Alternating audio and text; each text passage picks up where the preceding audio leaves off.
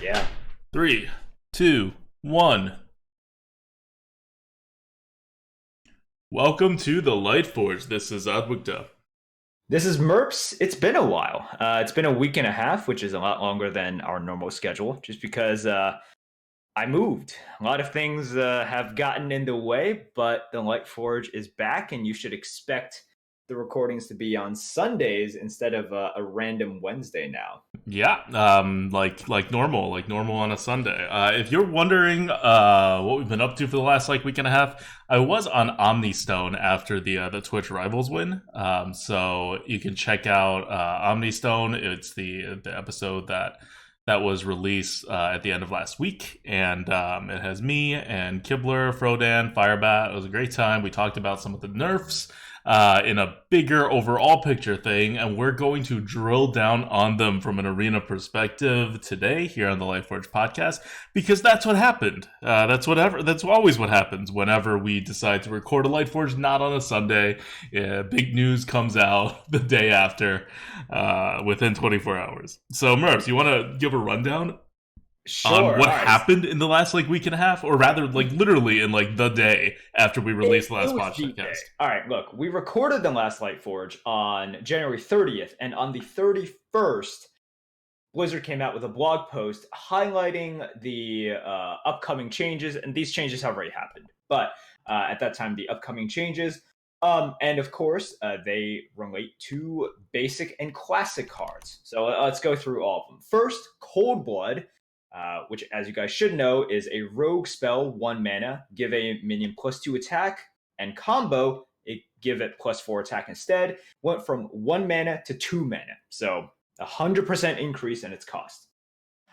Next change is Shaman's Flametongue Totem, which is a 2 mana 0/3 totem, adjacent minions have +2 attack. It went up from 2 mana to 3 mana. Equality, pound and spell, 2 mana, change the health of all minions to 1, double to 4 mana.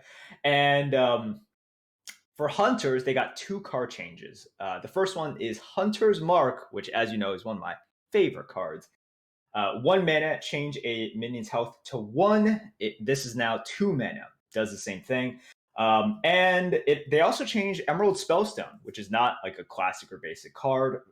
For hunters, 5 mana, summon 2 3/3 wolves, and if you play a secret, you can upgrade it to summon 3 3/3 wolves, and then 4 3/3 wolves. So this went up from 5 mana to 6 mana, and Blizzard gave a lot of reasons for all of these, but this is just a continuation of what we have seen for more than a year now, where a lot of classic and basic cards have gotten nerfed. Yeah. You remember Mana Worm? I remember, yeah. He was a nice guy. I remember Mana Worm. I remember Hex. I remember, basically, if a Druid card gets played, it's getting nerfed. That's God. Kind of how it went for a while. You also remember, I know you were memeing on it on Twitter. Yeah, it actually, you're freaking. So when this nerf first hit, Mervs put a meme on Twitter. I know nothing about memes, so this is gonna be like your grandfather describing a meme to you. And so it was Wolverine in a bed, looking onto I don't know, reading something, and in it was the 0 mana version of Hunter's Mark. Because this is not the first time Hunter's Mark got nerfed. It was nerfed to 1 mana from 0 mana a year and a half ago or something. And while Merps' tweet did pretty well, someone put your tweet on Insta, credited you with the meme, and that got I don't know how much was it. It was thousands of retweets or thousands of likes or whatever the Instagram uses. Wait, really? Yeah, you did not know about this? I'm not on Insta. So. Yeah, so it was a meme, not just within our little community here. But yeah, that just shows you what Blizzard's been doing, and it also shows you how little Blizzard knew how to balance the game when they first released it. If a card can be nerfed from 0 mana to 1 mana, still be too good, and we agree, it's still too good, and then it's nerfed to 2 mana, and now it is still a premium card. Something was wrong before. It's not things got crazy since then, and now special circumstances has arisen. But okay. More importantly, let's talk about the structure of this podcast right now. We're going to talk about the nerfs one by one, go through all five, and then we're going to talk about the wider like classic set, right? And like Blizzard's like philosophy in nerfing cards, and there's a lot of talk about it on kind of like the constructed side and whether there should be like a rotating core set, for example, or like just not a core set at all, and they just use the last X number of expansions, the way like Shadowverse does.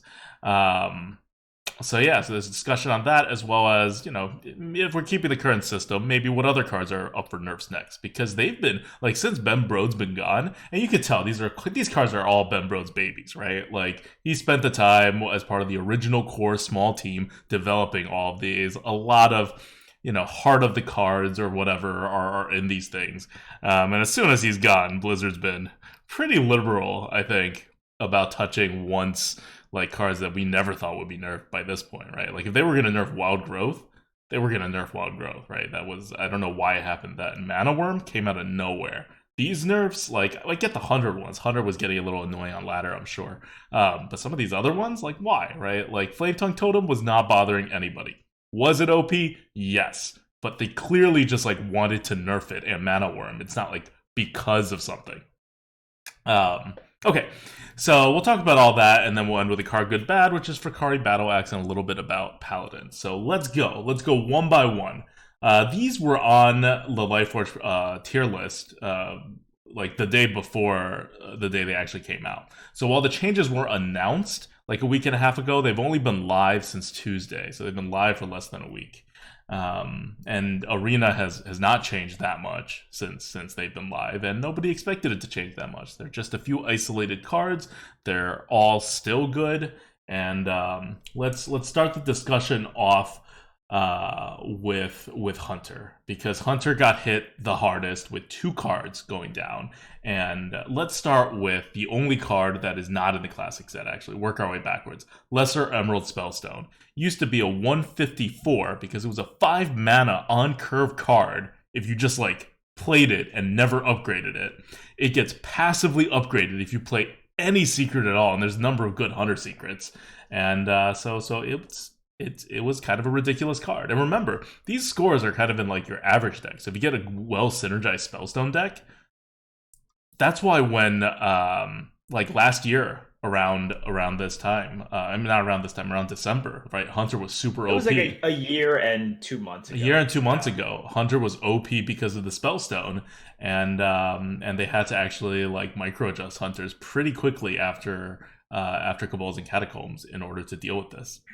So that drops 30 points to 124, which is no longer premium, but still definitely a card you can put in your deck. Still definitely usable because it's 6 mana instead of 5 mana now. Yeah, so this is a card that the way that Blizzard talked about it in the post was they wanted to position Emerald Spellstone as a mid/late game threat instead of just something that people can use as an early aggressive tool.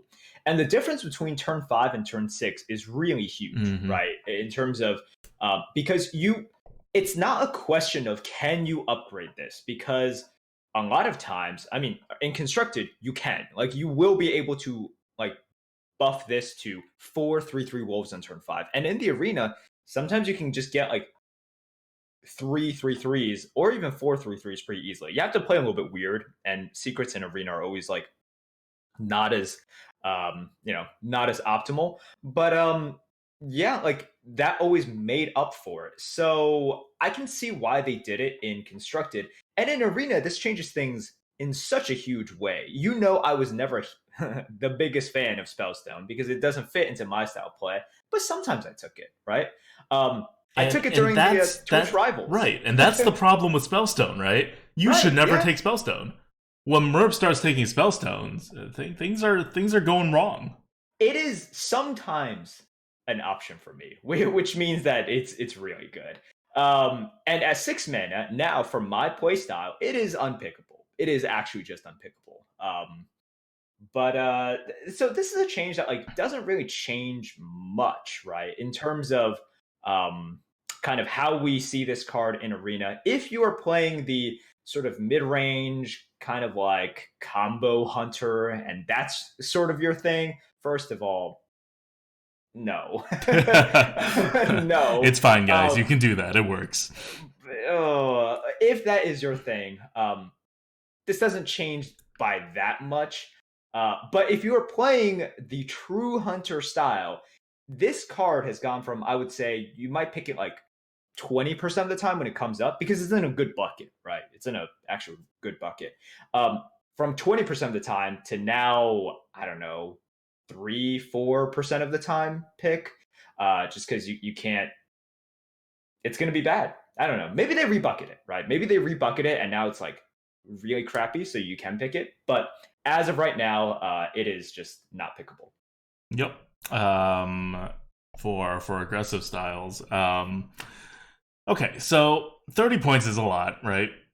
When it goes down. I didn't actually expect it to go down that much because usually from 5 mana to 6 mana is not terribly meaningful. But for this card, it had a lot of curve issues, right? Like, its ability to dominate on curve was so big, and even when you miss, it would be okay on curve. So getting rid of all of that has really hurt this card. But yeah, I don't know if there's too much more to say about it. It was an overpowered card. Everyone's happy it got nerfed, and they didn't even nerf it to be like an average card. They nerfed it, and it's still an above average card. Like, they nerfed it in a pretty big way, and it's still an above average card. So definitely a good nerf. And the fact that they actually isolated this out as the only non-classic card they nerfed meant that they were getting to the point where I think something in the next set may make this like a problem. And also it's currently kind of a problem, so it's just going to get worse. Or they're like predicting what the rotation is going to do. But anyway, we're all happy. Less Spellstones, more happy people. Like, it's also not fun, right? Like, you don't really have that much fun setting it up because all you're doing to set it up is play secrets, and you definitely don't have fun when you see this get played on turn 5. So they needed to. It's not something people will really miss. Okay, I will agree with that. Yeah. And then with this playstyle, you have to like fully commit as well. So the people building it, it's an all or nothing kind of thing, right? It's not like a layered kind of thing where you build upon it and you have fun in the building. You either succeed with it or you like kind of just fail with it, right? And you end up with a deck that has like secrets, but you don't draw this in time. Your secrets suck, and you just kind of lose, or you just completely roll over someone, play 4/3 wolves in turn 5, and then make the other person rage quit. It's kind of like that happens a little bit too often. Yep.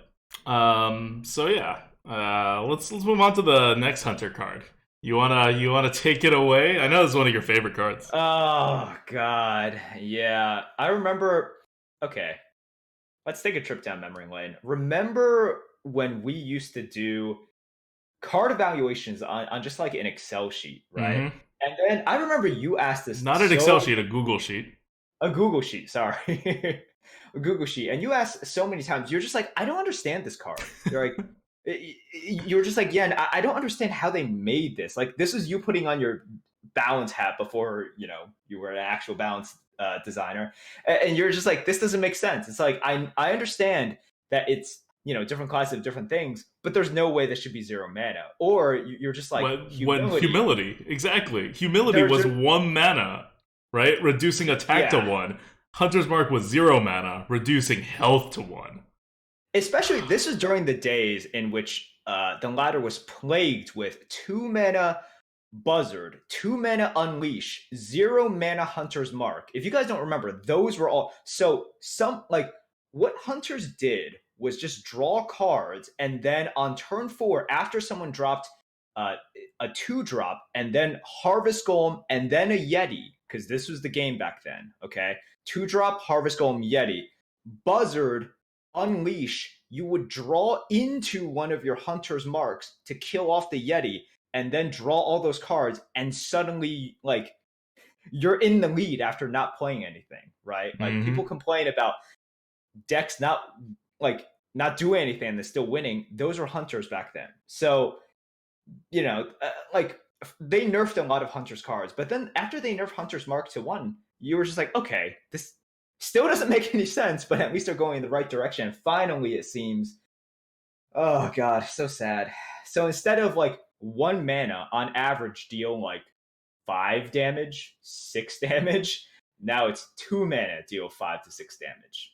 That's kind of how you can read it. Yeah, yeah, exactly. It's still very, very good. But now it's kind of more balanced. So Hunter's Mark used to be like the number one card in Hunter when it was 0 mana. It was somewhere between that or Bow back then when Bow was actually better. Like not stat wise better, but it fit better into the meta. And they always outpaced stuff like High Main, even though people really, really liked High Main. But then they made a 1 mana and it became a balanced premium card, which means that it was somewhere like, I think on our tier list, okay, I'll backwards engineer this a little. So yeah, on our tier list, it was pretty much a 160. 160 is like, we're talking Fireball, but like better than Fireball, better than Polymorph by a little bit. Like, you're at a very dangerous level there, but at the very top line of premium. What they've done to Hunter's Mark by making it 2 mana now is they moved it down 21 points on our tier list to a 137. And that's not a bad card. That's not even a good card. That's a premium card. 137 is definitely like premium level. You find like what are cards next to it right now?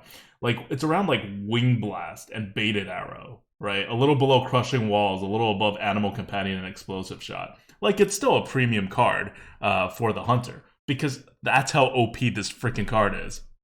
You are, like Merp said, dealing 6-7 damage with or 5-6 damage with 2 mana. That's still very, very, very, very, very good. Yeah, you're just making it so sometimes it's not a good card at all. Like it's somewhat conditional. I know. I remember I would use it sometimes. Like I would need to use it early game, so my 1/1 can knock into like their 2/3. Yeah. And people in Twitch chat is like, "Well, doesn't it have a better use?" I'm like, "You guys think Arcane Shot is a good card, right?" Yeah, Arcane Shot's okay. I just used an Arcane Shot that couldn't go face, but now this is something that actually can. I'm like, this is good. 1 mana for 2 damage. That's a good ratio here. Yeah, we've always rated cards that are flexible really, really high, right? Because the algorithm figures out what turn you're supposed to use it and what conditions you use it under. So something like Hunter's Mark at 1 mana, the algorithm's like, well, you could use it early. You're only going to get 2 to 3 damage out of it, but that's really good. Like, sure, we're trying to hold for 5 to 6, but having that option to use it for 1 mana for 2 to 3 damage when it is very, very useful to deal the 2 to 3 damage, that gets a premium too, right? And it becomes one of those cards like an Echo card or like the old school Forbidden cards where you can kind of like play it in different situations and it'll do different things. So it's a very well designed card, but a terribly balanced card. And they're keeping the design and making the balance a bit better. So yeah. So with Hunter's Mark, what I see happening is just like the game is different from like mathematically. Like your point holds, right? Like what you were like puzzled about before, it was super valid. It's just the game has changed. Like if you look at the constructed game, right? It's not about the Harvest Golems and the Yetis into the Azure Drakes into afterwards the game just kind of was like can we unretire Azure Drake, by the way? We should. Like, we totally should. The power of the creep has gone so far on neutral cards that Azure Drake would not even be in the top bucket of neutral cards. No. It is a totally fine card, right? But so that was the game back then, right? Azure Drake into like what were the big drops? The big drops were kind of like class cards by then, right? It's like you didn't play the Yetis and no one played any neutral bigs. And then the game was like very kind of small, mid-rangey. So Hunter's Mark was like, okay, it's not getting extreme value, but now what's going on? The game is getting super polarized, right? You have Witchwood Grizzlies, you have all these big things, and you can tell Blizzard wants to make big things. They want board interactions, they want walls. And yes, there are still things such as assassinates and saps and whatnot, but what the game most fears is like just hard tempo, right? Like really hard tempo. And for a class like Hunter, hard tempo is really good for them and potentially dangerous for the meta. And Hunter's Mark, I think Blizzard saw it and was just like, this is something that like no matter what, right? We can create Witchwood Grizzlies, we can create whatever. like all these big giant things, but Hunter's Mark is going to be omnipresent and it'll always pose a danger to that. So this might be just be one of those things where I can't see two expansions ahead, but they're just like, yeah, we can't give them this, like we can't give hunters especially this hard of a temple tool. Yep.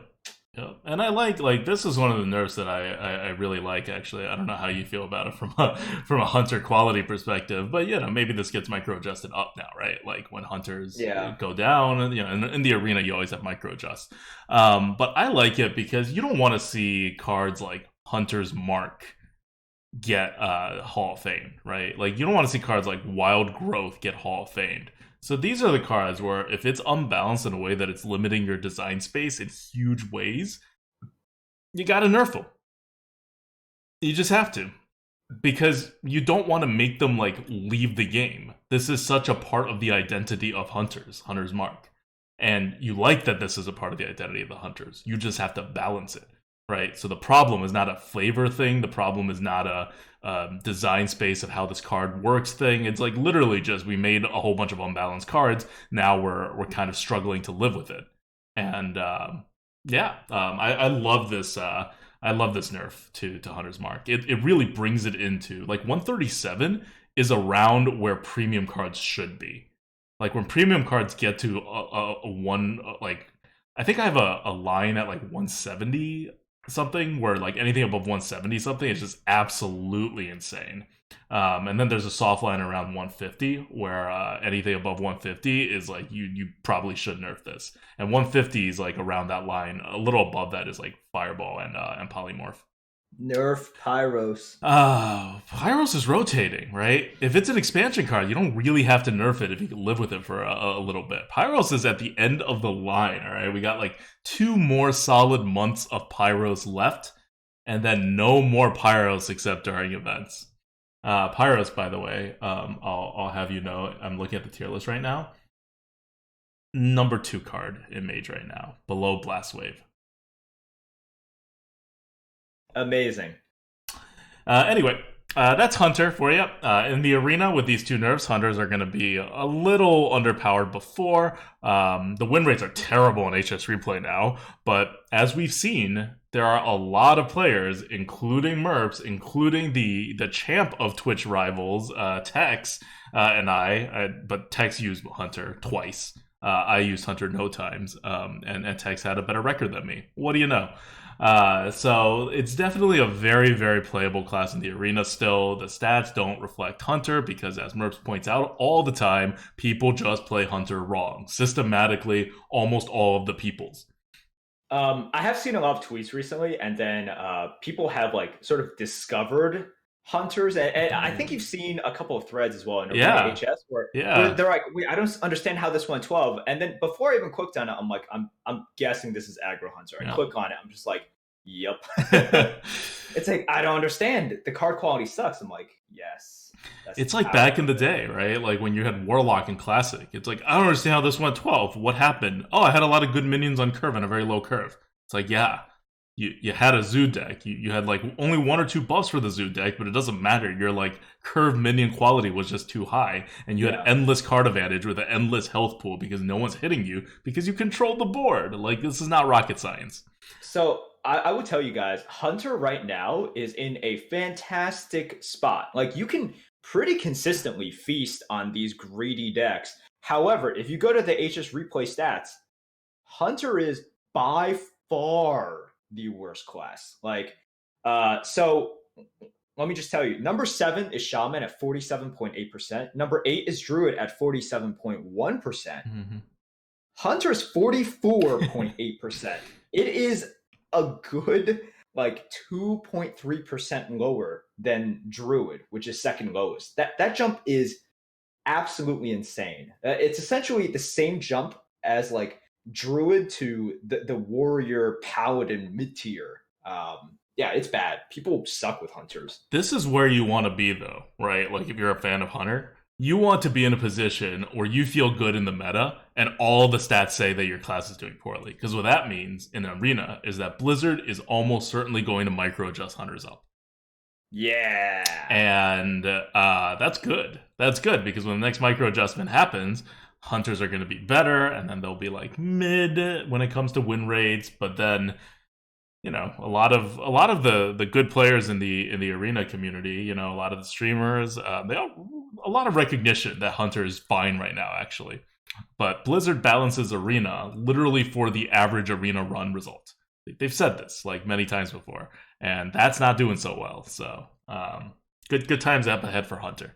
And even now they're okay still. This is not doom and gloom for hunters. This is okay. Hunters are a little worse than they used to be before the patch. Okay. Let's go on to equality. All right, I was going to do that last because this is a pointless thing, but no, okay. I think that this has an interesting conversation about it, just because. All right, look, equality, 2 mana, 4 mana. We don't need to tiptoe around it. It like the score drops dramatically, right? It dropped 32 points. Yeah, that's pretty dramatic. Which is dramatic, but it's actually less than I thought it was going to drop. Because it's from 2 mana to freaking 4 mana. It is now a 99. It used to be a 132, which made it like a very low premium kind of card. Now it's 99, which makes it a average card of the entire card pool. But your average card in your deck is like a 120, like a low 120s kind of card. So you are not happy if you had to take this card. Right. It's below average to what you would pick. Yeah. Because you have choices. So the average card is not like in your deck is not. And the 6 and 7 bucket gets offered a lot less. And they have all the bad cards. Right. So this card is interesting because a lot of people push back on this specific nerf because they believe that the reason Blizzard did this instead of nerfing equality to 3 mana was because of Odd Paladin, right? They believe that Blizzard wanted to nerf this card, keep the identity, but they couldn't nerf it to just 3 mana because they didn't want to give Odd Paladin a like good source of removal. Ixar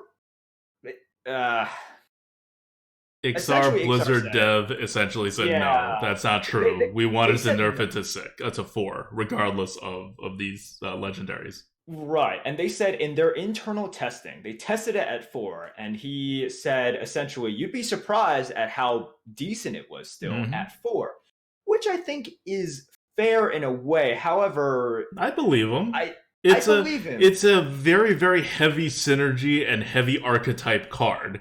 And it's a 100, which makes it a actually balanced card, which means you probably don't want to put it in your deck normally. But there are plenty of constructed cards that fit this model, right? Of very heavily synergy and archetype dependent. And they're below 100, and they get play. Yeah, so I can see this as well. But this was also something that we saw problematic whenever Baku and Gen came out, right? It's like, for 2 years, if you come out with something that rigid, because it's not even something like Mechathune, right? Where, yes, you have this one win condition, but you can get to it in different ways, right? It's like the end is the same, but like the pathway is very different. With something like Baku and Gen, the end result could be the same, but the pathway is identical. Like that is just like purely identical, and the games play out the same way, which is like what's pissing people off as well. They're like, every single Odd Paladin game plays out the exact same way. Every single Odd Rogue plays out the exact same way. And I think people are just really angry at something like that. And this is sort of the sort of straw that broke the camel's back, because I saw a ton of lashback about the equality nerf. Yeah. I saw the flashback too. I think, like, I believe Ixar when he says that the testing showed equality was workable at 4 in enough decks that they were comfortable they weren't killing the card. Do I believe him that the existence of Baku had no impact whatsoever on it? No. It had to have been, right? If you're, like, balancing the game and this card is in your game, you would be, like, committing malpractice as a balance designer to not think about it.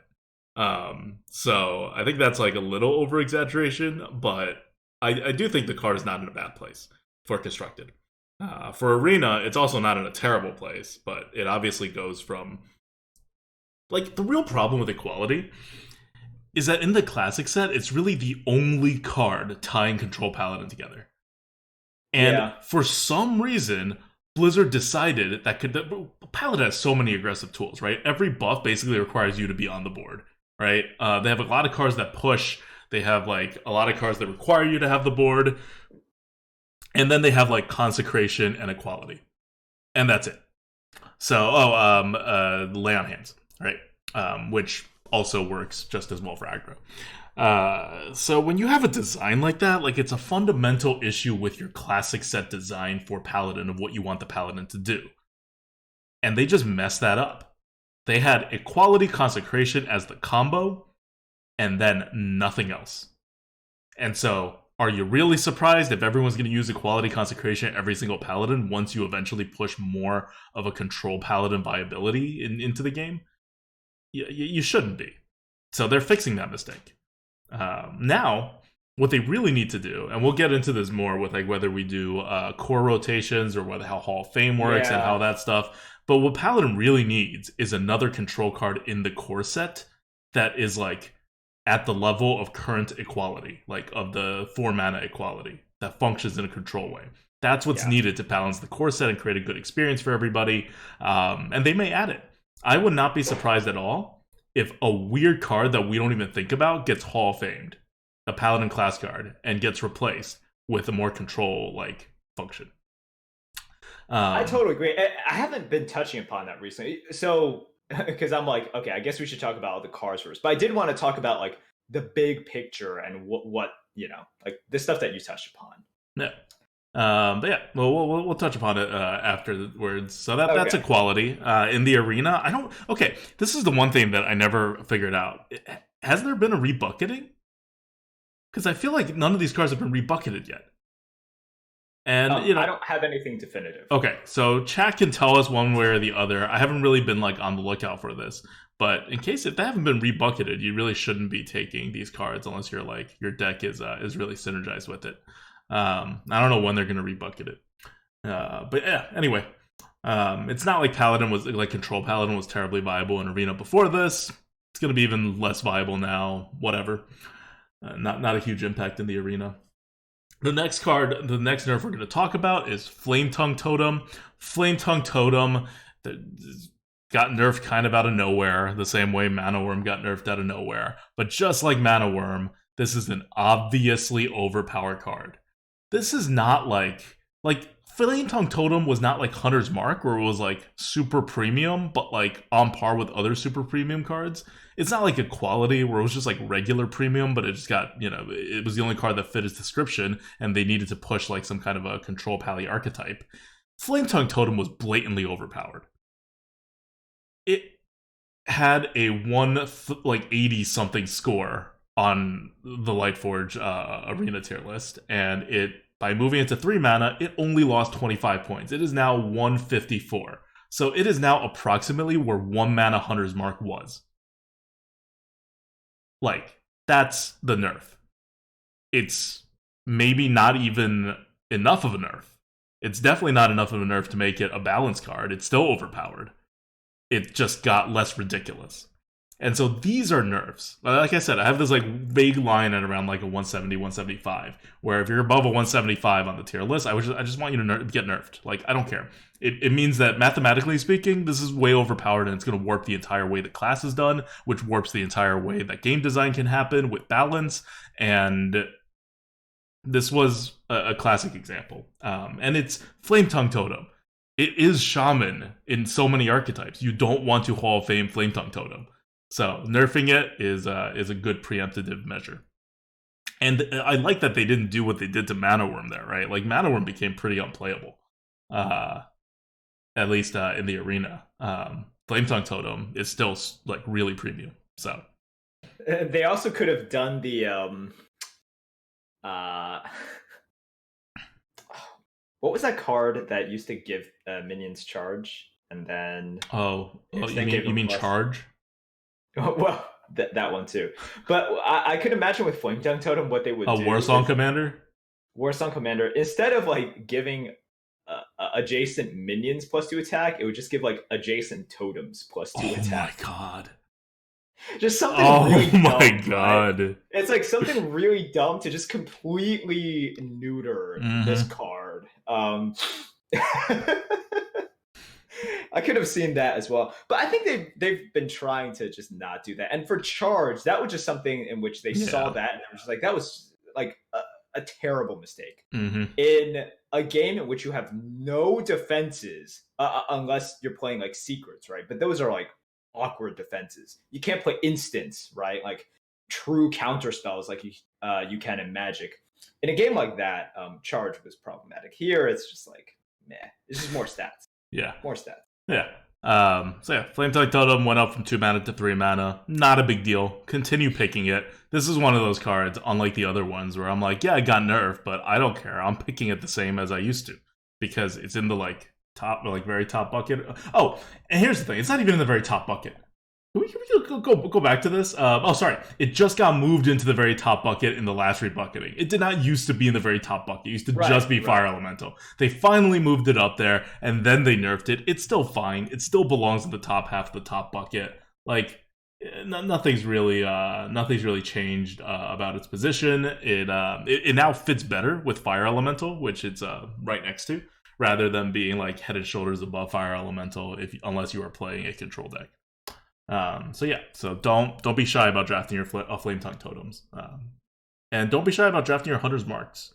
But your Lesser Emerald Spellstones, your qualities, make sure that you have a deck that goes with those before you draft them. Okay, let's move on to the final card. This is interesting in so many ways. I think this is the most interesting nerf. You want to take it away? Sure. All right, Cold Blood going to 2 mana. Look, Cold Blood. You guys know how much I like this card. And if you guys are a longtime fan, you'll know that I absolutely love this card. I've always preferred to play Rogue a little bit faster than I would say most people did. And in the days of Buccaneer and Goblin Auto Barber, I would take 2 to 3 of these and just completely go face and kill them on turn 5, like I do with my Hunters now. So it's really sad for me to see Cold Blood in this state because rogues don't have that many aggressive tools. They are a tempo class, but these days rogues are not that fast. You can draft 1s, but 2s are your dagger. And what do you win off of? You don't really win off of the pure aggression that rogues used to be able to. You win off of flexibility and like with the dagger in terms of, being able to ping things, being able to draft a little bit bigger because you don't need to draft 2s, and then efficient removal, and then you can push. So Cold Blood did one of these things that you have like Eviscerate, you have Backstab, but it's not the same. And Cold Blood gave you a way to do it without picking like a top bucket card as well. Because if you're picking Eviscerate, you're giving up like some pretty good cards. So now it's just kind of sad because you have Crazed Chemist, which is Cold Blood on a stick, but you don't have Cold Blood anymore. And if you don't have Cold Blood anymore, it really just takes something away from rogues that I don't know if we'll ever see come back. So it's really sad. Yeah. This is the one card. It used to be rated a 101. You shouldn't be nerfing cards rated a 101. So clearly Arena was not at the forefront. And I thought it was going to be a terrible nerf. And you'd never be able to take Cold Blood again. And, terrible for aggro rogues, which were already suffering. But then we stuck it in the algorithm, see what came out. And I was very, very surprised by what came out. Cold Blood, despite going from 1 mana to 2 mana, doubling its mana cost, only went down 5 points. That doesn't seem right. It is. Explain that to me. Okay, I'll explain that to you. And this is very interesting. So first of all, Cold Blood was in the top of the 6 bucket. And it used to be like a slightly medium-ish kind of card in the 7th in the bucket. Now it's like on the low end, so you still shouldn't pick it. That hasn't changed. That advice hasn't changed, but it's still usable. And it's usable because the times in which you used it, right? Like how many times have you used Cold Blood as 1 mana deal 2 damage, or 1 mana like buff +2? Almost never, right? Like I find myself doing that probably fewer times than I used 1 mana Hunter's Mark as an arcane shot. because Right. just it's more circumstantial and things have to line up. And also, it's like much more a part of your game plan to get some use out of the Cold Blood if you have it. Whereas Hunter's Mark is just damage, right? Like you want your Cold Blood sometimes to be an Eviscerate, but most of the time to like be on a minion that doesn't die and go face, right? Or be on a minion that hits something and still lives. Otherwise, otherwise you're not getting the full value out of it. So Cold Blood is usually played pretty late in the game, compared to where you might think it gets played. And typically, it is not played to so much get a trade, but a large percentage of the time that it's played is to play it and go face immediately. And try to survive, let that minion survive a turn to go face again the next turn. That's definitely true. That is a large portion of its value.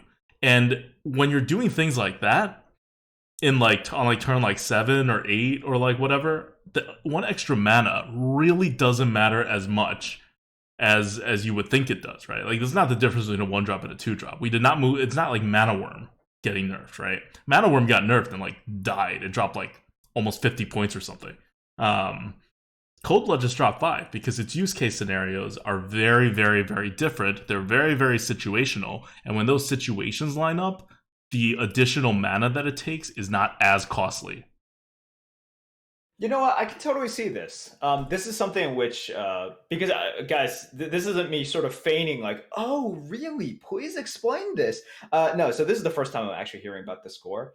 But the explanation actually does make sense. And yes, there are those times in which, and I'm sure you've all done it as well and seen streamers do it, in which it's like turn 3, right? And you backstab, play a 2-drop, and you Cold Blood the thing you already put out and you go face. So you can't do that anymore.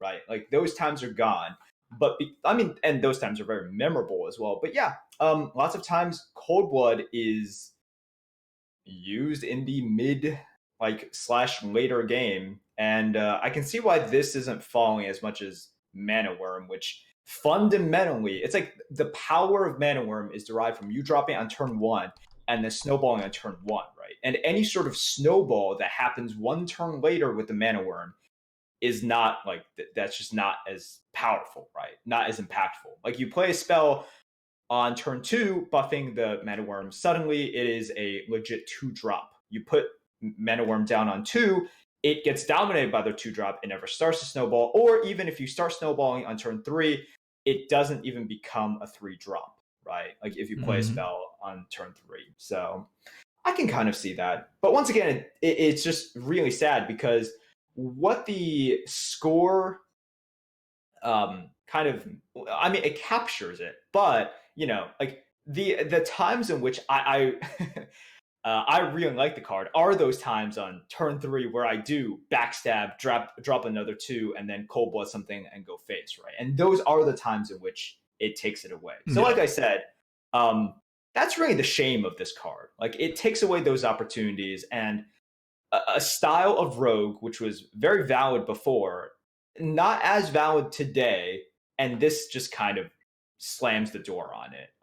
It is really hard for you to build like an aggressive rogue now, and like if you do the crazed chemist thing, that's fine, but you're killing them mid game, which is you're just doing typical rogue things anyways, right? So. Yeah. The problem with the card right now, because okay, at 1 mana, the card was really kind of like Blessing of Might is a 101. Like, sure, it's in Paladin, which makes it a lot better than if it was in Rogue. Like Blessing of Might in Rogue would not be a 101. But Cold Blood was basically Blessing of Might, but it forced the combo on you and gave you 1 extra attack, right? And it once you move it to Rogue and made it a less suitable class for the card, it was also a 101. Now it's a 96. And if you're looking at it mathematically, what it really should be doing, it should be 2 mana for 4 stats, right? Like Blessing of King is 4 mana for 8 stats. This is 2 mana for 4 stats.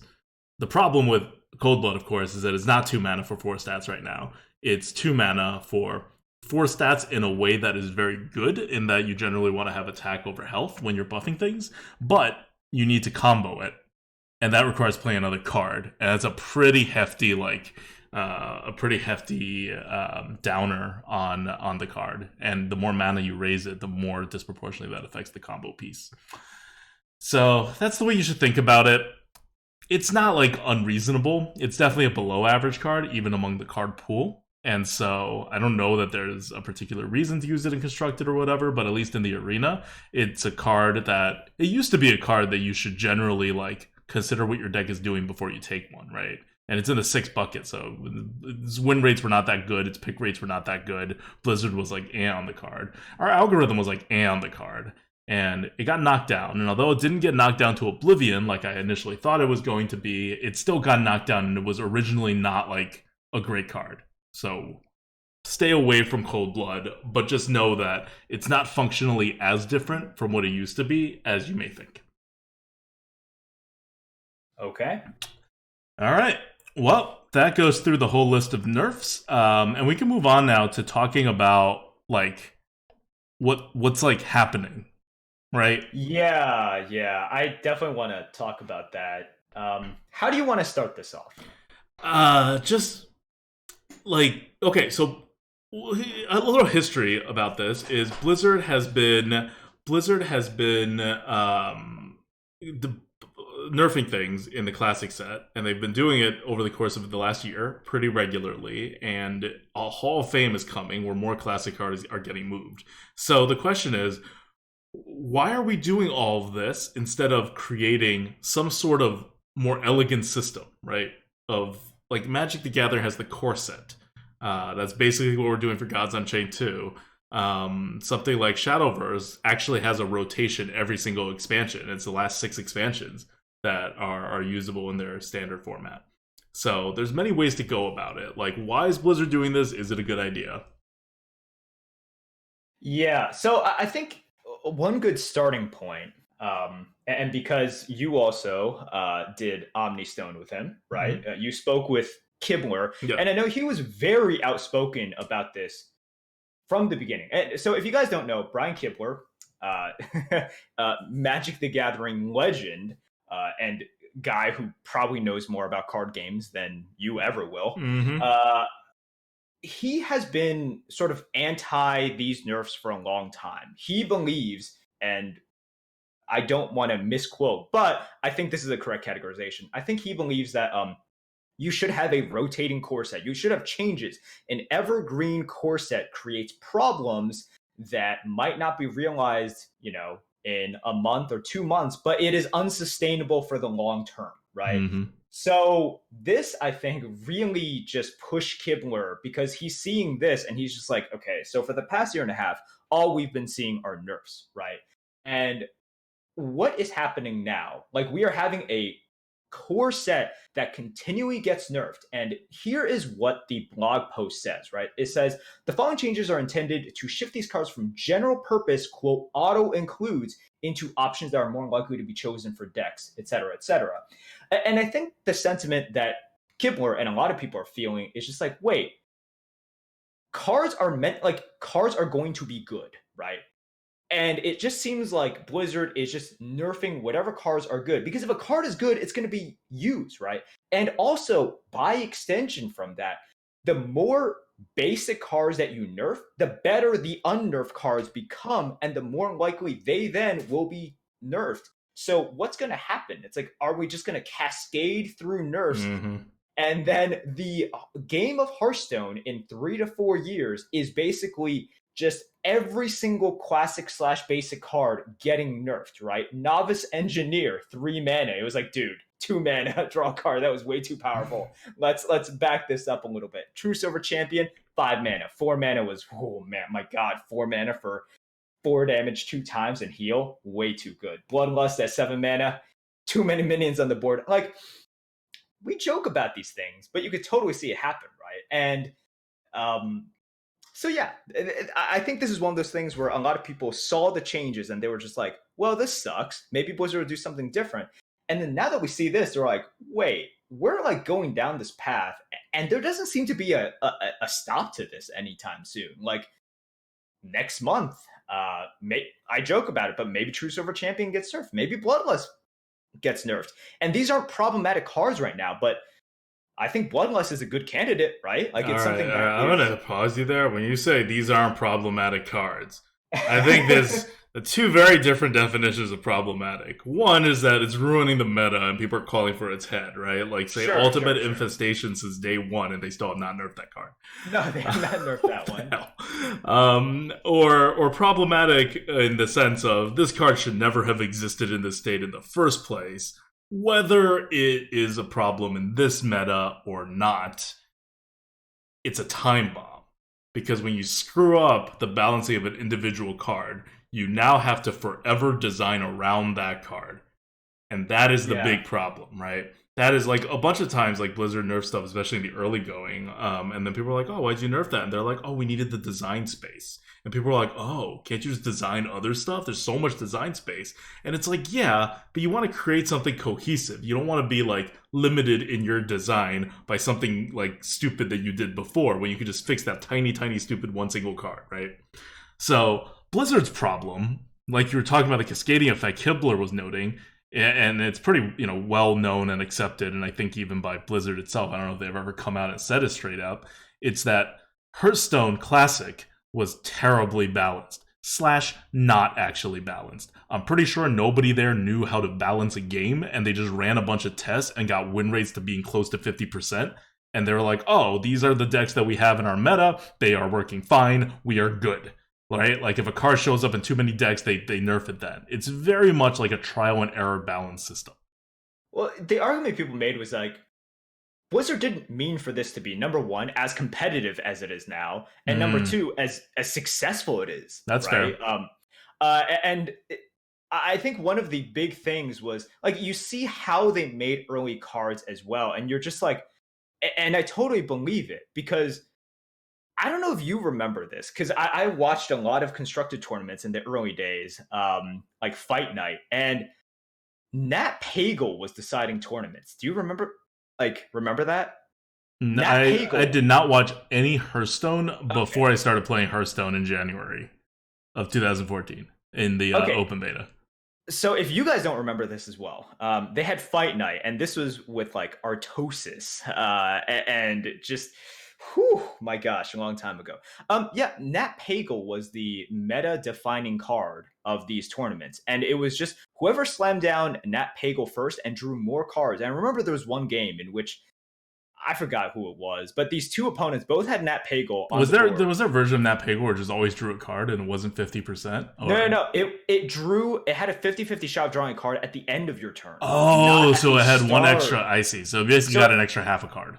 So exactly. And back then, like, initiative was hard to find as well, right? And the board was like very just flat. It was a very flat board. Yep. So it was just people dropping Nat Pagels and then not having great ways to deal with it. And then whoever like won as the coin flips just won the game because drawing cards is really freaking good. Who knew? So that I think that immediately showed him just like, okay, well, I don't think Blizzard really meant for this to be competitive right off the bat. And then they had to kind of change it, right? But you can't change it without like changing the entire thing that fast. So yeah, I totally agree. I think it was something in which they came out, it was a labor of love, and it was a really cool project. But from the way that it shipped out and a lot of the cards that were printed, I don't think they meant for it to be as competitive as people wanted to make it immediately or as successful, right? So the question is, what do you do now? We recognize that every class has like somewhere between 5 and 10 cards that are just flat out unbalanced.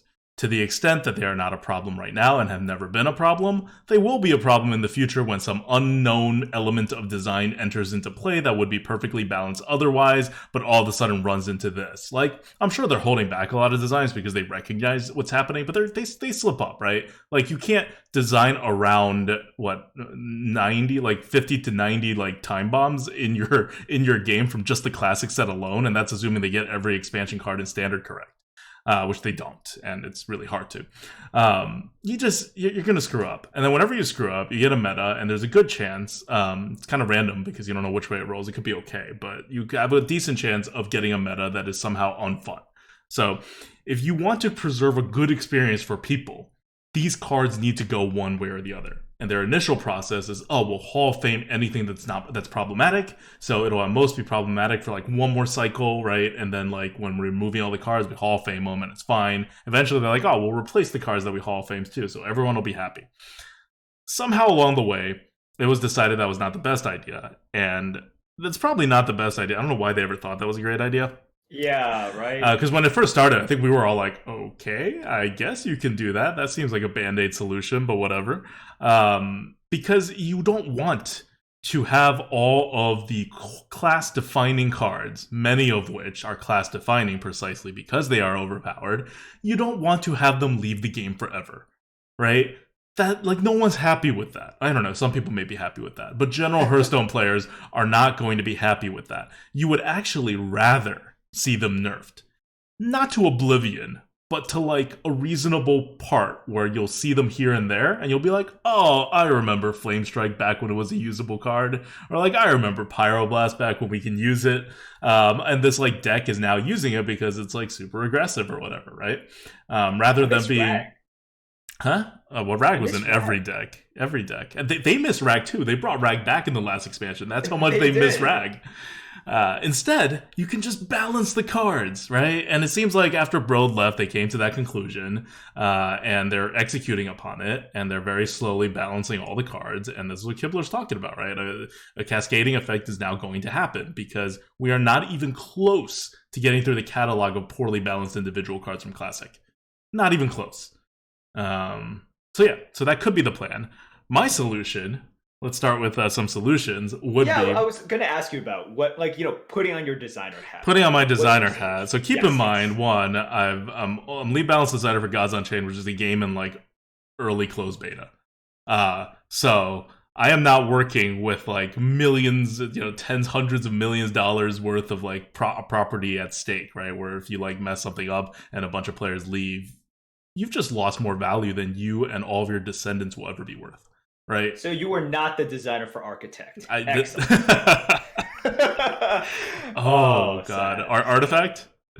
Oh yeah, Artifact. Oh right, you don't even know the name anymore. Well, who cares? No one plays the game. Anyways, go on. But yeah. So that is the that's a limited perspective that I have, and obviously I've been playing games for a long time, and strategy games and whatever, and I make all these algorithms. But I would kill it in a one fell swoop. I don't care about like rotating core sets or whatever. Like Magic does it, seems to have worked for them for a long time, and they've gone through several different design phases, and they've kept this whole core set thing. And I kind of trust Magic that like they kind of know what they're doing at this point. They've had so much experience, right? They started out in a much worse place than Hearthstone started out, right? And they were able to save their game and make it balanced and really focus on the competitive aspects and make it not just balanced but also fun and also developing. And after all of that, they're like, core set, that's the way to go. To be fair, they also sell core set, so they also have a monetary incentive to keep remaking the core set, which Hearthstone doesn't, because Hearthstone just gives it out for free. But even if you don't go full out MTG and do a core set every like year or whatever, or every 2 years or every year, you could, in one fell swoop, just balance all the cards. That would require... The benefit to that is that it disrupts everything once, and then you're done. You're good, right? Your core set is solid. You have your new player experience down. You can start designing all the whatever things. All the design blocks are gone. One swoop. Two, it's just one swoop. Here's something that people get annoyed at, and when it comes to rotations, it's whenever there's a rotation, all your existing constructed decks no longer work.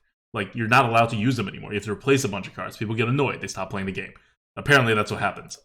This is apparently well-known knowledge in the game design community that I was not privy to until I started this game design thing, and I was like, oh, I guess that makes sense. Because I was like, just use the last X number of expansions. But that really only works for limited. For a constructed, you can't really do that because people leave. Well, one fell swoop cuts down on the number of people leaving, and if you do it during the time of a rotation, those people who are going to leave anyway, right? Because you're already invalidating all their decks. So you don't have like one extra time or like an extra time every year you invalidate all the decks, which is apparently undesirable. So finally, the benefit of this is really the big benefit, and that's you actually fix the game. Like, you actually give the game good bones to work with instead of this like shaky structure with random joints poking out in whatever places that'll be problematic, right? You call one, the another one may become problematic in the future when you try to use that area of the game and explore that like game design space.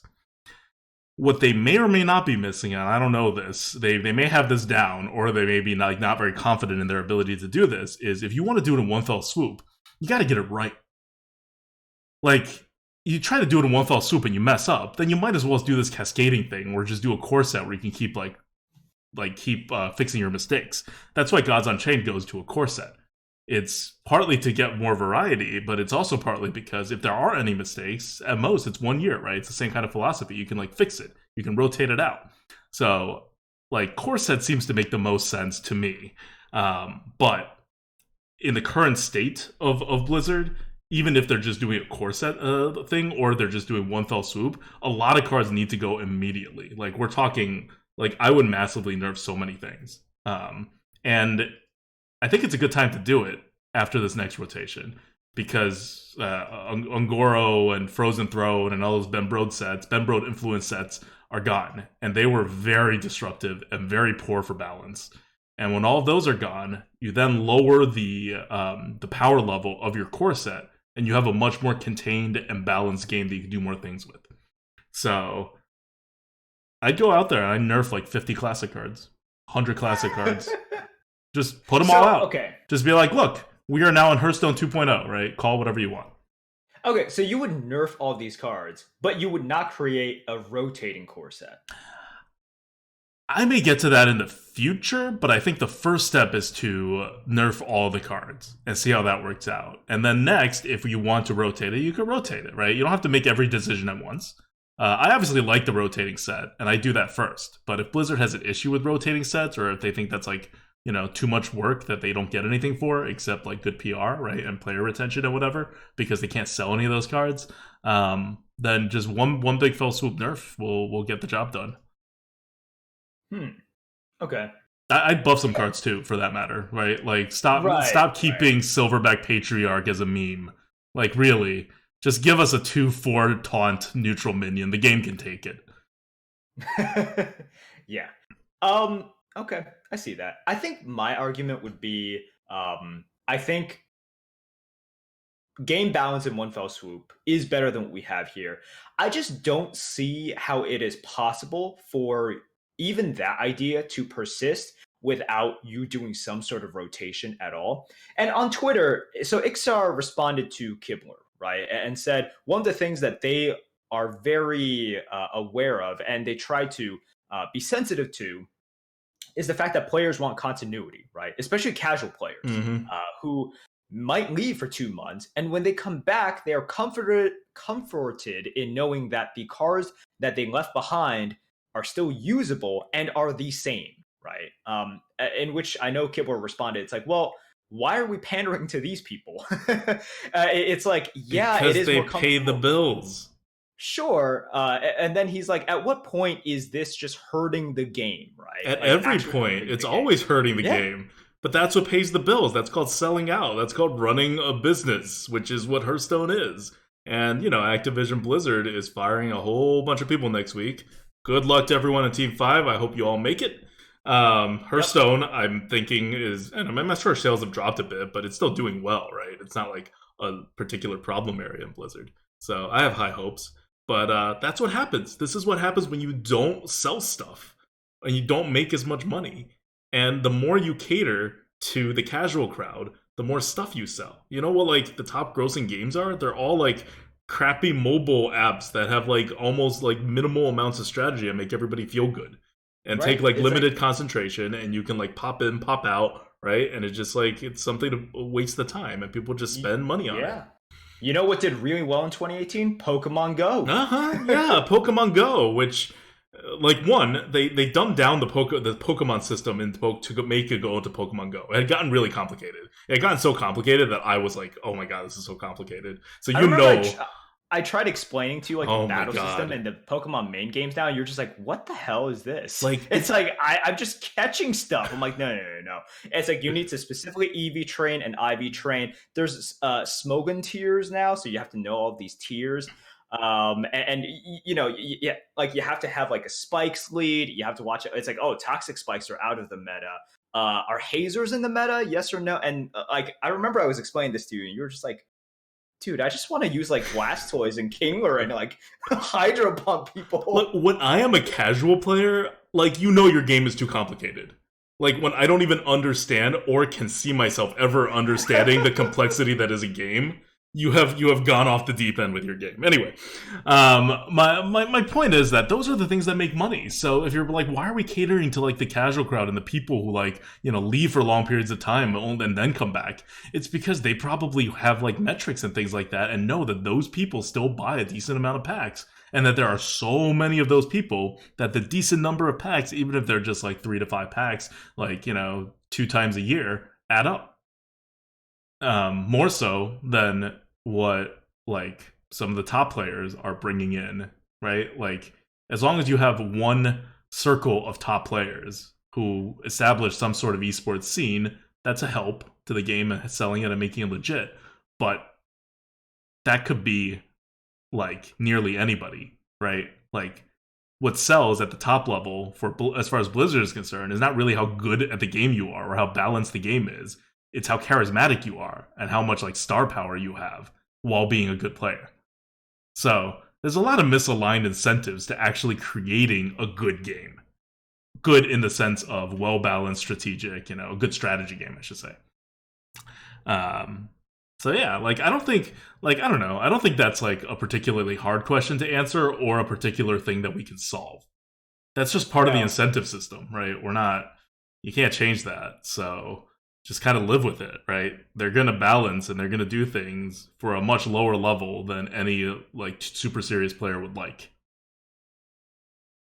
Yeah, look, I think we agree that no matter what, this sort of patchwork system that they have, not only is it not working, it's only making people angry. Yeah. Right? Mm-hmm. Because people see their cards slowly getting nerfed, right? It is like just death by 1,000 paper cuts. So you're taking all of these cards that people like and enjoy, and you're nerfing, and now people are seeing this pattern, and they know this is the pattern now. So there's just like, wait. We have so many data points now. So now people are really angry. When they first just nerfed like a few in the first couple of months, they're like, oh, okay, this is fine. This is just balance. And now they're like, no, this is the pathway. It's not just a blip. This is a path now. So yeah, Blizzard has to figure out something fast because this is pissing people off. Like, and we can argue whether or not it is good. And I think a lot of people say this is not good for X, Y, and Z reasons. It's just pissing a lot of people off. So you can't do that. No, you can't. And that's why like Blizzard knows this is a problem now. I think Blizzard miscalculated. They didn't think the reaction was going to be like this. Because they looked at all their previous data points, which is what big companies do, because they have all this data, and they're like, this doesn't piss players off. And they didn't realize this didn't piss players off because you had only been doing it in small quantities here and there. This will piss players off if you start doing it 3 times in a row in the span of 6 months. Because now, I'm not getting emotionally invested in my high main. My Savannah high main's getting nerfed. All my good times with Savannah high main, that's going to go away. It's not tomorrow. It may not be next year. But like 10 years from now, Savannah high main will not exist in its current form if Blizzard goes down on this route. And that makes me less committed to my Savannah high main, which reduces the emotional connection with the heart of the card that is Savannah high main, or whatever Blizzard terminology you want to use. Either way, that's hunters, right? Like, just you're just like, oh, hunters could just change. Yeah, like hunters are changing. Hunters change all the time. They screwed up hunters so bad in the initial design, right? Like you were talking about the scavenging, not scavenging hyena, the vulture. Yeah, buzzard. Starving buzzard. It used to be a 2-mana 2/1. It was a 2-mana 2/2 before that.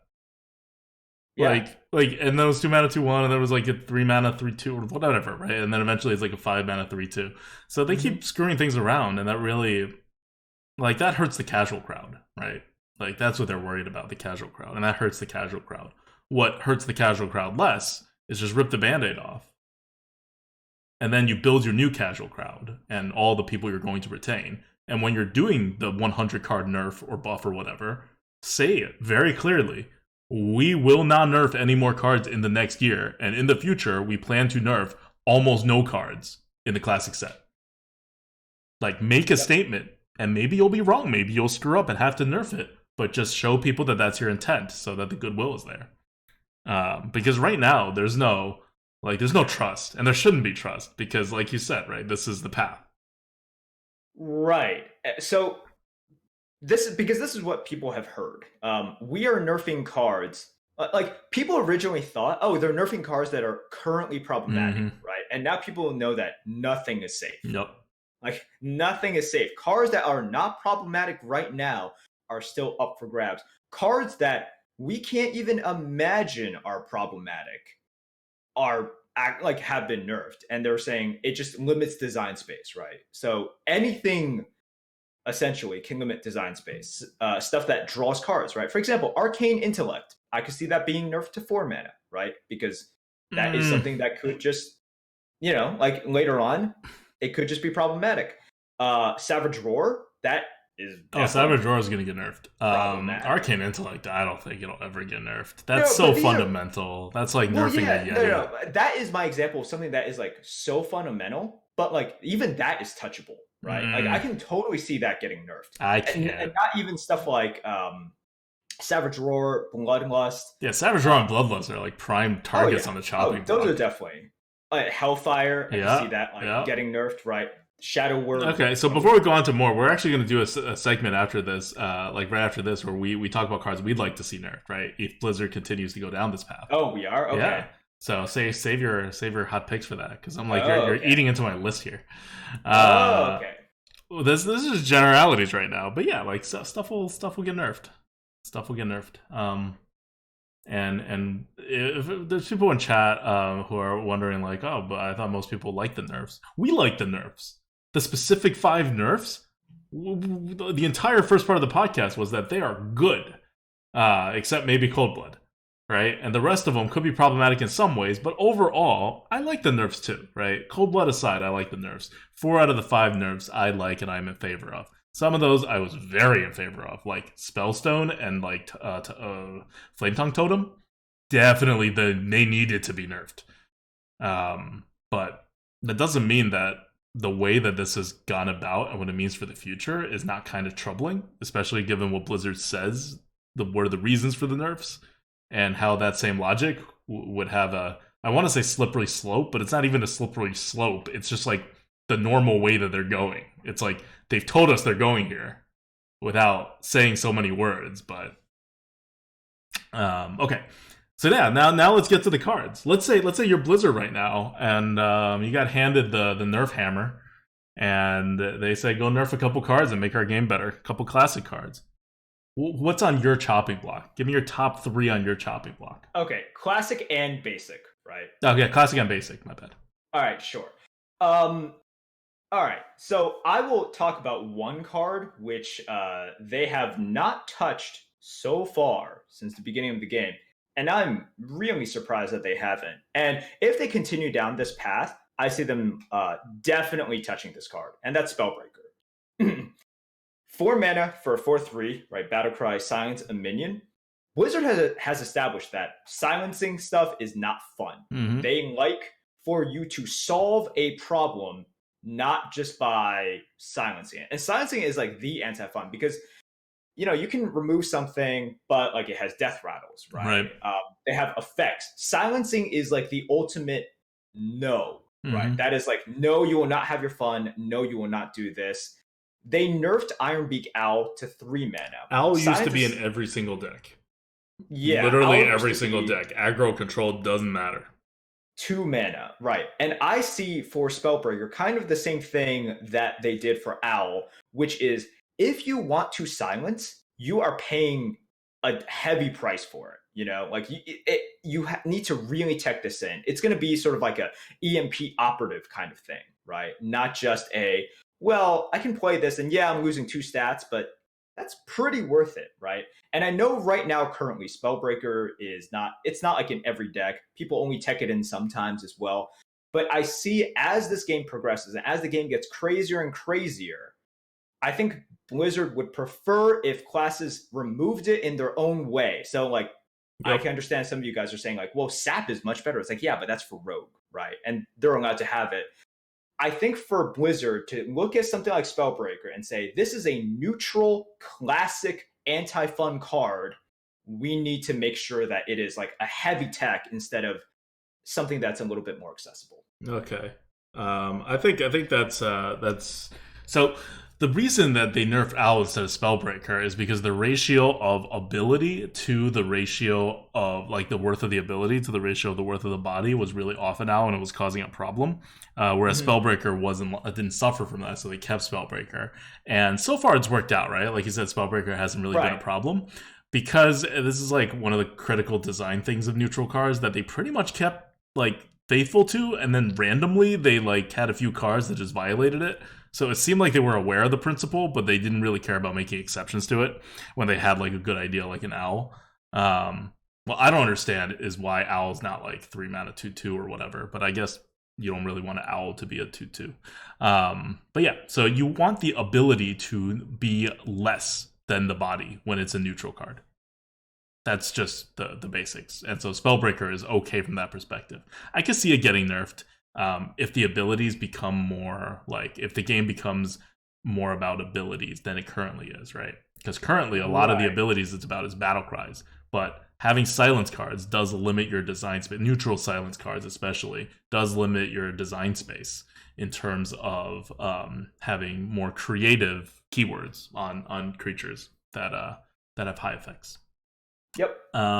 Okay, so my number one on the list, and I'm super boring. My top ones are basically like the top of the Lightforge tier list because this is mathematical. Like this is like you can look at the Lightforge tier list as just a hit list of like what has Blizzard messed up because they've messed it up. Go this route, so this is why I picked Spellbreaker. I'm just like, okay, yeah. Like this is just what they've messed up mathematically. They are just objectively wrong, and it just hasn't bit them in the butt yet, and it will bite them in the butt because these things always eventually bite them in the butt.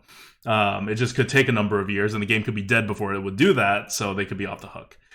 So not all of these will bite them in the butt, but like look at the one that I'm going to point out is going to be similar to Spellbreaker. It's Sap. You talked about it. It's in Rogue. It's silly. Hex was kind of similar for 3 mana, right? And they nerfed that. So there's no real reason I think that Sap should still exist in Rogue. It is a 186 on the tier list. It's been that high forever, through all sorts of iterations of how we do the formula. And so it's just like 2 mana hard removal, right? Who cares if they get the card back? Or you could view it as eventually, right, after turn 6 or whatever, if they ever drop a large minion, you can get...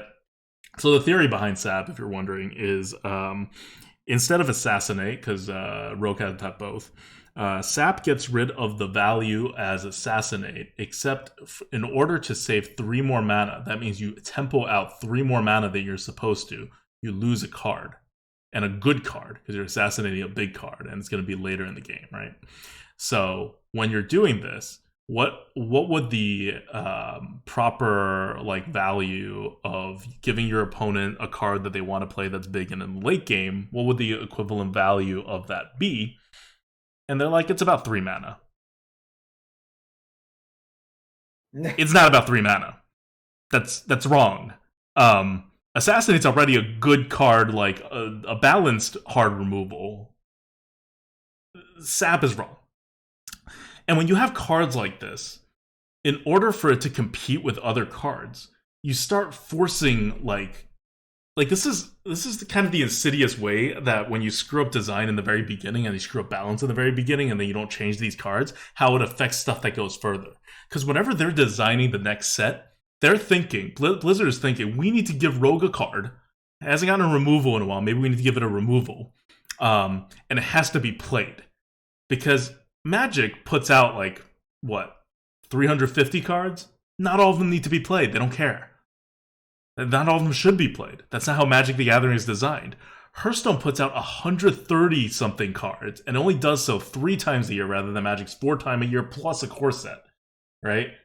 And they're doing that many cards, and they're splitting it up among 9 classes instead of 5 colors. So if any card doesn't get play, That's a failure for Hearthstone. MTG does not care. That's a huge difference in design. So Hearthstone designers are always struggling with getting cards that are playable, usable, and being interesting, flavorful, whatever. It's a very, very high burden to meet. And the way that's easy to do that is to make it have to at least match the power level of the cards that are seeing action right now that they're meant to replace, or, you know, in particular kind of decks or whatever. So when you have a high bar like Sap that's in everything that Rogue does, to the extent that Rogue ever does anything, when you have a card like Sap, all other hard removal, or really any kind of removal kind of cards, will have to be super overpowered for Rogue. Like, you look at Walk the Plank, I guess it's fine. Like, I don't have too much of a problem with Walk the Plank, but Walk the Plank exists because Sap had raised the bar. And you're going to see this issue with a lot of the other cards I'm going to talk about. So, this is a card that needs to be knocked down. Like, 3 mana, and you have a normal premium card that is still going to be in pretty much every deck. And, you know, it's like what happened to Shaman once they nerfed Hex. Nothing, right? It was fine. It was fine to the extent that you weren't playing an odd deck, right? You used Hex, because Hex at 4 mana is totally fine. What happens if you nerf Sap? It's going to be totally fine. And it's cards like that it's like, just nerf it. There's zero reason not to. I don't even care if you have to nerf it again later. You gotta at least nerf it to 3 mana. There's no reason not to do that. And that is why, for something like Flametongue Totem, that was causing nobody any problems and nobody really cared. And they were like, why did we nerf that? It's because it was a problem waiting to happen. And they probably had to not design a number of Shaman cards because of the existence of Flametongue Totem. And they were like, we just want to get rid of it so it stops blocking us. And that's why I love that nerf. Because it's still a premium card. It's still like 150 points or something like that. And Sap will still be the same. Yep. All right. Is it my turn again? It's your turn again. Go. I'll make this quick. A card that I'm surprised that they haven't nerfed yet, Shield Slam for Warriors. So right now, Shield Slam is 1 mana, deal 1 damage to a minion for each armor you have. I'm surprised they haven't done this just because they made armor easier and easier to obtain, right? And right now, it's like Execute is the hard removal option that feels very Warrior-esque, right? And I think they will keep that. And but for Shield Slam, this is something in which I think it gives Warriors a little bit too much. And I know people have complained that like this is just it pushes them over the top a little bit in terms of what they are able to do. Now, this is when Warriors are good, right? So this is a card that I would say now not problematic. Once again, I'm the person who's focusing on like the cards that in the constructed meta are not like tearing things up, but I think in terms of limiting design space, this is it. So I imagine for Shield Slam, what they could do, putting on my designer hat for a second, right now it's 1 mana and you deal 1 damage to a minion for each armor you have. 2 mana, deal 1 damage to a minion for each armor you have. Spend all of your mana, your armor when you do this, draw a card. Oh. Something like that, in which you use up the armor, you gain a card, you make it more expensive, but you also make Warriors be a little more proactive and less of this grinded out kind of thing, right? So you draw a card, which is good for certain decks, but typically not the decks that right now, like, that in the future, Warriors could potentially just gain like a bazillion armor, like they can do right now, and Druids can do right now as well, and just like outlast people, right? So I think something like that would potentially be good. So you raise the cost by a mana, you force Warriors to spend their armor, actually use it as more of a resource, right? And you have to time the Shield Slam in a better way. You can't just like gain 40 armor and then be like, all right, I'm going to Shield Slam it now. And you draw the card. Yeah. So I love this design because keep in mind, Shield Slam's an epic card. You're allowed to go a little crazy on epic cards. So normally it's like a little busy of a card, but it's epic. And we already have a card, Reckless whatever, that uses up your armor when you use it, right? That's the one that clears the board. It uses up whatever armor you have and then deals the damage to everything on the board. So Shield Slam could be a baby version of it. Adding the card draw makes it a little more busy, but I think you can squeeze it in and get it through, and it does have enough of a positive effect. Yeah, exactly. It makes it like it's like shield slam, like not shield slam, like slam, right? Like that's what slam does. But like on a much more limited way. So this would also be 2 mana. It would be like the armor version of slam. You use armor, but you get to like deal more damage. Interesting. So yeah, and I do agree. I'm very surprised Shield Slam hasn't gotten nerfed in some way. Right? Yeah. In all seriousness, it could be Hall of Famed. Who knows? Okay. So next on my hit list is Flamestrike and Hellfire. Again, I'm going to push on the theme of design space and what you can do with these classes and have them have these options. Like, why do we need rogues to hard remove? Because that's part of the class identity. Rogues are one of the hard removiest classes in the entire game, so you need to give them more like varied hard removals here and there in expansions. But you can't do that if you have Sap without the other card being also overpowered, or they won't use it, and then what's the point? Flamestrike. Mages are the board clear class. So Flamestrike is right now at the top in terms of classic cards, right? Everybody knows Flamestrike. Everyone hates facing against Flamestrike. Is it balanced by itself? Not really. It's kind of a little high. It's very obvious in the arena when people see it. Moving it to 8 mana will make it a lot better. And more importantly, it'll stop things like Meteor from happening. Because why does Meteor exist? Meteor kind of exists because they needed something that people would actually frickin' play when Flamestrike exists and when hard removals exist. So they added the two things together. And when it comes to how board clears work, they use Flamestrike as kind of a base, and they're like, "Oh, we're going to tone it down and only limit it to 2 people. It's going to be fine, and then we can add it to that." So Flamestrike right now is overpowered. It's always been overpowered. It's been something you could live with, but it is something that has always needed to be designed around in some capacity. And so lowering it to 8 mana, I think it's a long overdue change. More important than Flamestrike, frickin' Hellfire. So you're talking about arena, right? So I already see a lot of people in the chat are like, "Oh, but it's never used in constructed." It doesn't matter if it's never used in constructed. Because remember what we're talking about time bombs here. We're talking about hidden bombs that's limiting design space. Like, you can see all the design things that comes out of having Flamestrike exist as a core card for Mage. Yeah, and I totally agree. And it's not good. It's not healthy. And it's limiting. And that's what you need to do. That's why you get rid of stuff in the core card, right? Like, if it's really about, oh, this is a problem in constructed, let's nerf this, then you're thinking one level deep. Right? Then you're just patching to get rid of like immediate problems. Then you're cascading down as other things become problems. Right? This is the entire problem that Kibler was talking about when it comes to the cascading amount of nerfs. Whenever you create problematic cards, at some point something's going to trigger them.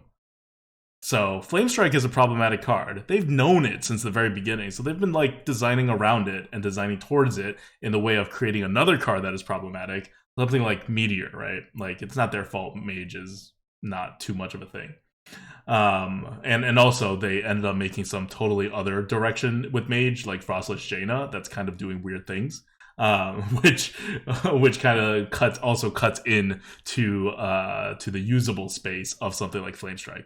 But just because you make like your game balance perspective should not be, let's make more unbalanced shit so that our original unbalanced shit don't look as bad.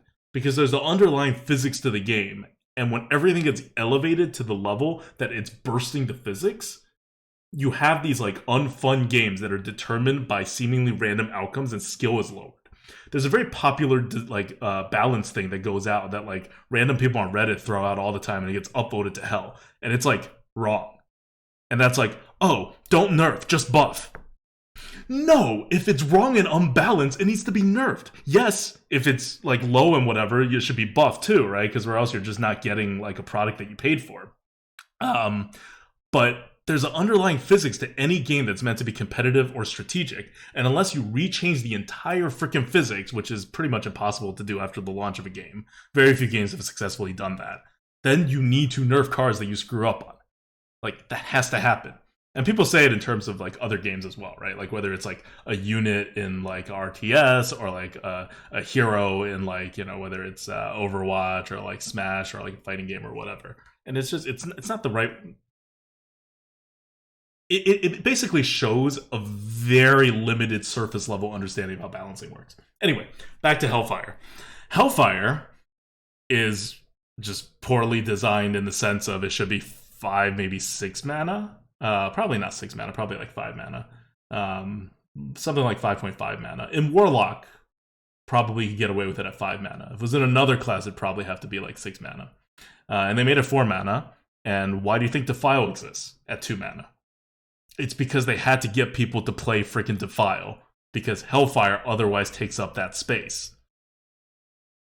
And you see with the design of something like Shriek that they're balancing it up a bit more, but then you also see that Shriek is like a little like wobbly of a card compared to a card like Defile.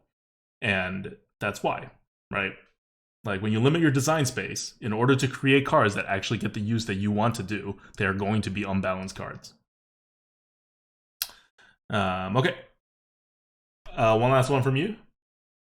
Nah. No? No? Okay. I'll do my last two then. These are going to be the more controversial ones, I think. Although you already I'm surprised you brought up one of them, which is True Silver. Yeah. Right? No. I mean, that's one that I actually thought about. I was like, yeah. And this totally, so this totally fits, this checks off one of their boxes, which if they are serious about this, that is a real problem, which is they're like, if we see this card like ubiquitously being used, right, no matter what, like if you are a more tempo oriented one, if you are a control like variant, if we see that this card gets used anywhere and everywhere. As long as you're playing that class, then that is a target for us. And that would be True Silver, right? Since the beginning of time, every deck that Paladin has played essentially has had True Silver. And it's just, I think it needs some kind of reworking or something, because I don't like it at 5 mana, but it's just too good at 4 mana. It's too good at 4 mana that it's going to be used absolutely everywhere. And I have no idea what to do with this card. I feel like it would be such a shame to Hall of Fame it, but it is used everywhere, and it should be used everywhere. And in the arena, it's kind of your standard, like, this will fit any kind of deck, right? Like, I don't know where my deck is going. I don't want to commit to a particular thing. Let's just take a True Silver with my premium pick. Because it's that good. And if you're wondering why cards like Silver Sword and Vine Cleaver are so freaking good, it's because it has to compete with True Silver.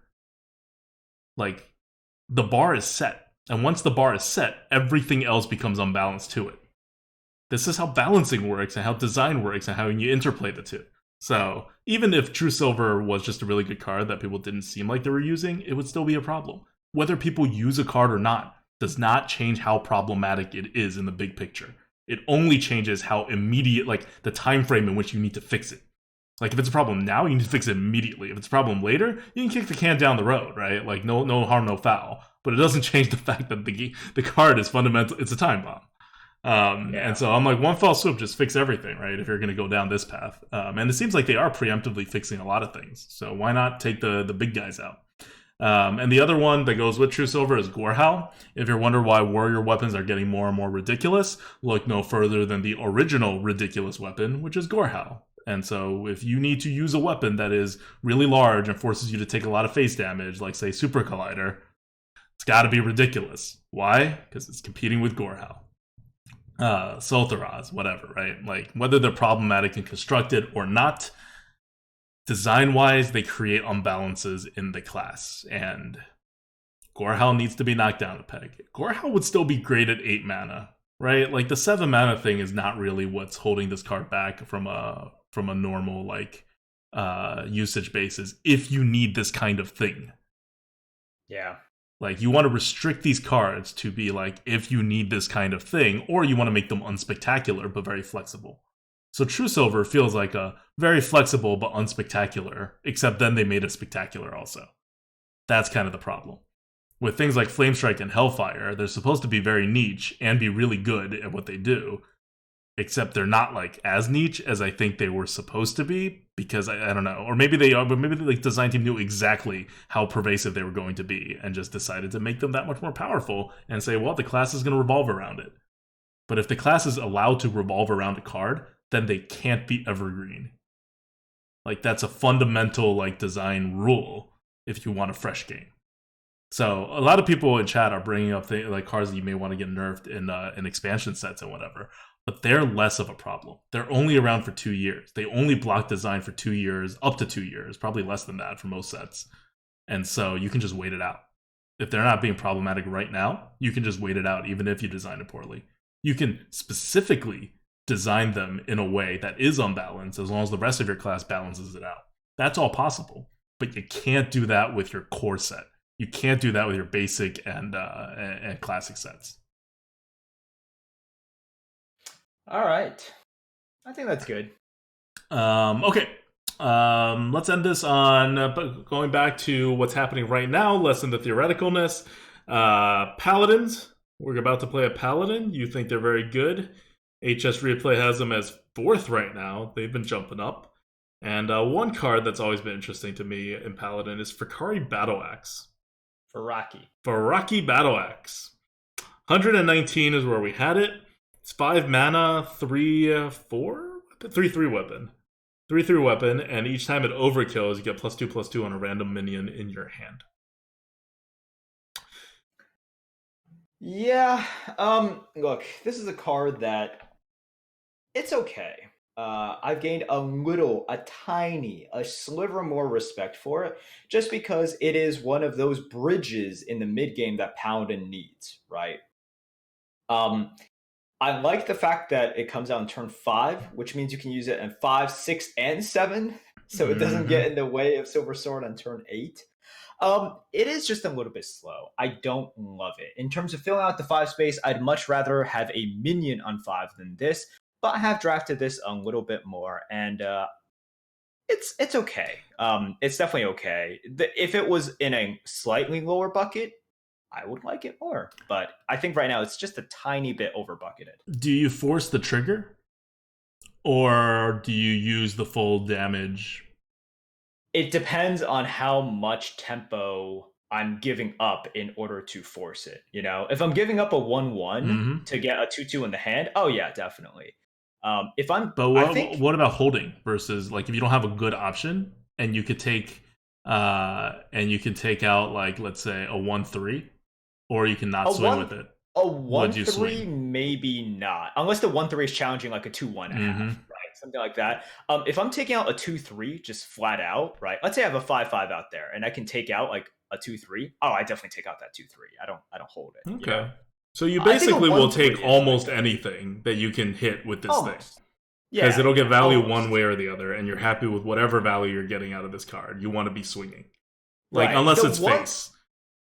Yeah, like the 1/3 option is really interesting because that really is like the one instance, right? It's like, would I take out a 2/1? Obviously, because I trigger it, right? Would I take out 3/2? Oh yeah, definitely. And then a 2/3, you know, I don't trigger it, but I'm like, yeah, sure, I would take it out. So yeah, it's a good categorization. Basically anything. Okay. Almost anything. I mean, we have it at a 119. It's in the middle of this second. It's in the bottom of the second bucket, but it's in the middle of that bucket. So we think it's more or less correctly bucketed. I really think you can move down a couple buckets because that whole bottom of the second bucket, I think, are all like over bucketed cards. So I don't usually find myself picking the card a lot, but you're right that it does bridge that gap that Paladins like really need some help on in that 5, 6, 7 zone. They have other tools for it, but Fakari Battle Axe is, if you believe it, right, it's actually a little less situational than their other options. So yeah, I don't find myself using it a lot, and when I do use it, I feel like I'm either misplaying it or it's just not getting a lot of value. And I very well may be misplaying it because I have yet to get a good feel of this card. I've played it like in 4 separate runs so far, I think. So it's not like I'm unfamiliar with the card. But when I'm facing it, I don't mind facing it.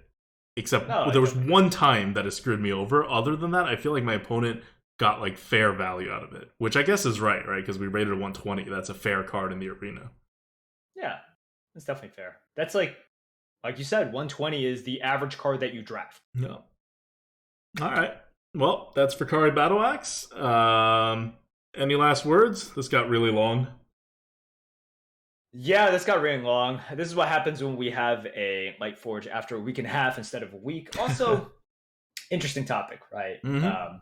Pretty cool thought experiment as well. So no, we don't need to make it any longer. I think people have heard enough from us. All right. Until next week, then. This is ADWCTA. This is Merps. See you guys. See ya. We.